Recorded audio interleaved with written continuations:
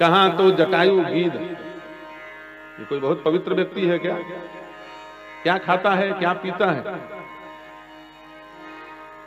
गीध अधम खग आमीस भोगी, गीध अधम खग आमीस भोगी, गीध अधम खग आमीस भोगी, गीध अधम खग आमीस भोगी, गति दीन जो जाचत जोगी, गति दीन जाचत जोगी, गति दीन जाचत जोगी। गीध अधम खग आमिष भोगी। अधम जीव है गीध, कोई बहुत उत्तम कुल में जन्म नहीं लिया है इसने, लेकिन फिर भी भगवान ने कौन सी गति दी? बोले गति दीन जेहि जाचत जोगी। मुनि दुर्लभ गति दीन सुजाना। मारीच को कौन सी गति दे दिया? बड़े बड़े मुनि ऋषि, अमलात्मा, विमलात्मा, हंस, परमहंस, योगेंद्र, महापुरुषों को जो गति नहीं मिलती, वो गति भगवान ने कृपा करके मारीच को दे दिया। और सच बताओ भाई, अभी आप लोग थोड़ा आगे सुनोगे, भीष्म पितामह बिचारे तो कौन से पापी हैं? परम पुण्यात्मा, नैष्ठिक ब्रह्मचर्य का संकल्प किया हुआ, साक्षात परम पवित्र भगवती गंगा के परम पवित्र पुत्र हैं, जिनके मन, वचन, कर्म किसी प्रकार से कहीं पर भी दोष नहीं। सर्वशास्त्र निष्णात, सारे शास्त्रों को जो मुखाग्र किए हुए हैं, ऐसे गंगा पुत्र भीष्म को कौन सी गति मिली? गीध रघुवीर के गोद में सोया है, और सिद्ध, ये भीष्म पितामह सिद्ध है। एक है गिद्ध, एक है सिद्ध। याद रखना, एक गिद्ध लेटा है रघुवीर के गोद में, और एक सिद्ध लेटा है तीर की गोद में, बाण की गोद में लेटा है। और एक को भगवान बचाना चाह रहे हैं, और एक को भगवान मारना चाह रहे हैं। अच्छा सच बताओ, भगवान को मारने के, भगवान सिद्ध भीष्म पितामह को मारने के लिए दौड़े थे कि नहीं दौड़े थे? चक्र लेकर के दौड़ पड़े, अर्जुन को गिरा हुआ जैसे ही देखा, रथ के पहिया को चक्कर बना लिया और दौड़ पड़े। भीष्म पितामह ने हथियार छोड़ दिया, बोले धन्य हो, आज भगवान ही मारने दौड़े हैं, तब तो काम बन गया। भीष्म पितामह को भगवान मार देना चाह रहे हैं, और गिद्ध को, जटायु को बोल रहे हैं, हे जटायु तुम कहो तो तुम्हारे प्राण की रक्षा कर दूं, कुछ दिन रुक जाओ, रुक जाओ, रुक जाओ। राम कहा तन राखो ताता, आन उपाय बने नहीं बात। रुक जाओ, रुक जाओ, मत जाओ, मत जाओ। एक को मारना चाह रहे हैं, एक को बचाना चाह रहे हैं। कारण क्या है? गीध और भीष्म पिता में अंतर यही है। क्या? बोले यह गिद्ध धर्म की रक्षा कर रहा है, और वह सिद्ध अधर्म की रक्षा कर रहा है। अंतर इतना। दुर्योधन धर्म है कि अधर्म है?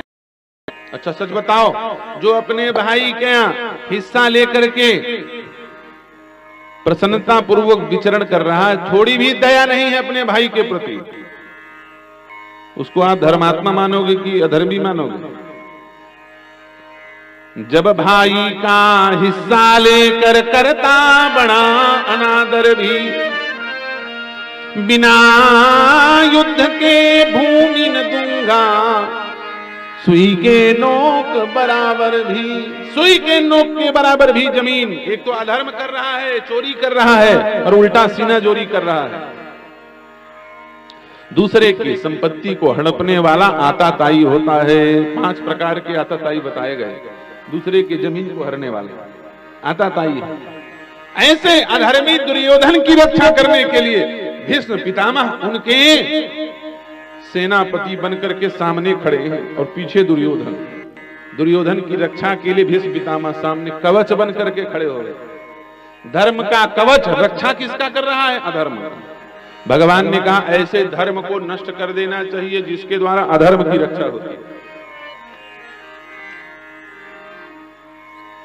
आज हम इस बात को बोल रहे हैं, भले कड़ा लगे, आप जाओ तिरुपति बालाजी, आप जाओ शिरडी साईं बाबा, आप जाओ जितने बड़े बड़े मठ मंदिर हैं और वहां जाकर के 500, 1000, 10,000, 1 लाख, 10 लाख, करोड़ों सोना चांदी चढ़ा करके हिंदू आ रहा है और सोचता है कि मैंने दान कर दिया। याद रखना, आप दान नहीं कर रहे हो, आप धर्म नहीं कर रहे हो, आप बहुत बड़ा अधर्म कर रहे हो, क्योंकि उस पैसे को सरकार लेकर के अल्पसंख्यकों को, मुसलमानों को और ईसाइयों को बांट रही है और उसी धन से तुम्हारी गौ माता की रक्षा हो सकती थी। उस धन को हम गाय के हिस्से को काट करके, गाय के हिस्से का जमीन जोत करके, उस धन से, उस जमीन से धन उगा करके, उससे पैसा बना करके भगवान को देने जाते हैं और उस धन से मलेच्छों की संख्या बढ़ रही है। धर्म नहीं हो रहा, अधर्म हो रहा। मैं कभी भी जो मंदिर सरकारी हैं, सरकार का अधीनस्थ है जो मंदिर, मेरे साथ जो भी जाता है मैं कहता हूं 1 रुपया मत चढ़ाना, बहुत बड़ा पाप लगेगा, क्योंकि इन लोगों ने भगवान को कैदी बना रखा है।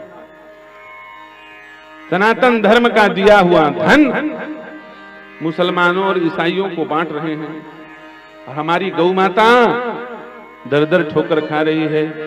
यदि एक मंदिर चाह ले, केवल तिरुपति बालाजी का मंदिर चाह ले, टीटीडी संस्थान चाह ले, यदि केवल शिरडी साईं बाबा वाले संस्थान वाले चाह ले, तो पूरे भारत के 9 करोड़ गौओं की रक्षा हो सकती है, तब वह धर्म माना जाएगा।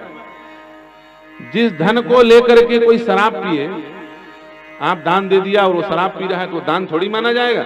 दान देने वाले का, लेने वाले दोनों का बंटवारा हो जाएगा। इसलिए साफ साफ बात, आपके सामने धर्म करो, ज्यादा ये मठ मंदिर के चक्कर में मत पड़ो। और खास करके जहां सरकार के द्वारा अधिग्रहित मंदिर है, उसमें तो एक तो दिया जलाने का भी काम नहीं है, क्योंकि वहां भगवान कैदी बने पड़े हैं बेचारे। भगवान भाग जाते हैं छोड़ के उस मंदिर को, क्योंकि उस धन को नेता लोग खा रहे हैं। साधु संतों की कोई सेवा नहीं होती, भोजन भंडारा की कोई व्यवस्था नहीं होती। तो धर्म और अधर्म का रहस्य बड़ा कठिन है, बारीकी से विचार करना चाहिए। हम लोग अगरबत्ती जलाते हैं बांस की लकड़ी लेकर, धर्म कर रहे हैं। धर्म की आड़ में हमसे कितना बड़ा अधर्म हो रहा है इसका ज्ञान ही नहीं है। ये जो अगरबत्ती जलाते हैं ना हम लोग, कल से मत जलाना, धूप जलाना। ये बांस की लकड़ी से बनी हुई अगरबत्ती है और रुद्रोपनिषद में आया है बांसस्तु ब्रह्म। बांस क्या है? ब्रह्म है। और बांस को जो धारण कर लेता है वो क्या होता है? दंड धारण मात्रेण नरम नारायणो भवे। हमारे यहाँ त्रिदंडी सन्यासी होते हैं, वैष्णव में त्रिदंड सन्यास होता है। जो त्रिदंड धारण कर लेता है वो नर नहीं नारायण माना जाता है। तो बांस का अर्थ ब्रह्म, और आप ब्रह्म को जला रहे हो। बांस जलाना सनातन धर्म में सर्वथा वर्जित है।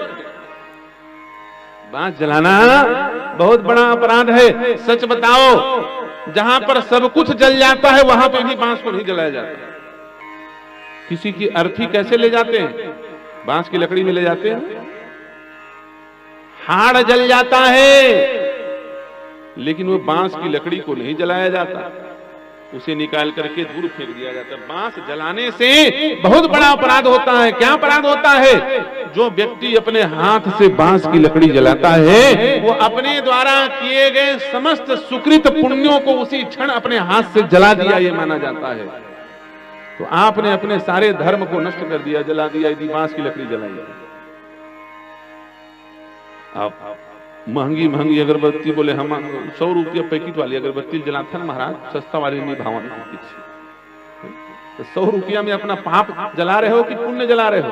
हम 1000 रुपया जलाते, कोई बात नहीं थी। 1000 रुपया वाला अगरबत्ती लाते, लेकिन आपका पाप जलता तब फायदा था। और भैया फोकट का भी अगरबत्ती है, यदि आपका पुण्य नष्ट हो रहा है तो घाटा ही न कहाएगा। तो सबसे सरल सीधा उपाय क्या,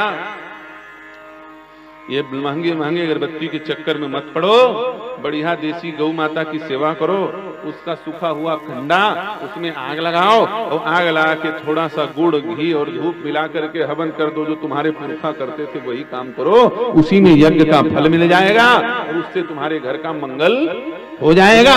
1 चम्मच घी भी यदि जलाओगे तो कई सौ घन मीटर ऑक्सीजन उससे निकलेगा। घर में आने वाले भूत प्रेत डाकिनी साकिनी पिशाचिनी सब भाग जाएंगे घी की सुगंध सुनकर। वेद लक्षणा गौ माता के घी में और गुड़ में और धूप में इतना सामर्थ्य है। तो हमें धर्म और अधर्म का ज्ञान नहीं है, यही तो विडंबना है।